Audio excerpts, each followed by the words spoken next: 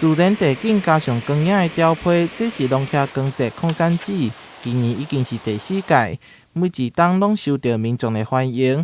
担任市长黄伟綽、文化局长叶泽山以及这位贵宾共同出席记者会，为活动进行宣传。那大家都非常期盼龙旗光节，那因为龙旗光节有别于其他的光节，它是最节能减碳，而且跟整个大自然环境融为一体，透过一个光节来带动一个偏乡的一个地方创生。今年的整个龙旗空山祭的范围也被扩大了，所以今年有2座的吊桥，那可以说是串联起整个空山祭的一个整个范围。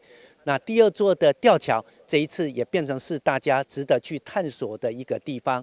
那透过这些艺术作品，带着大家重新去探索这个虎形山公园里面的这些自然环境生态。今年以随风去流为主题，11组团队摘来16件作品，将布满虎形山公园周边。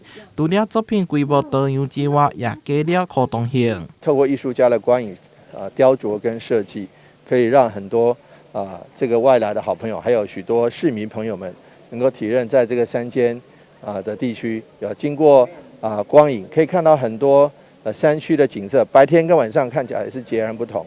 因此呢，欢迎大家来，每年都有每年的经验，每年都有每年的惊喜。展览为12月24号开始，展出到明年的2月12号。售票资讯、各项优惠等等，会当到活动的脸书粉丝专页做查询。欢迎民众把握机会前往参观。台南新闻杨顺怀采访报道。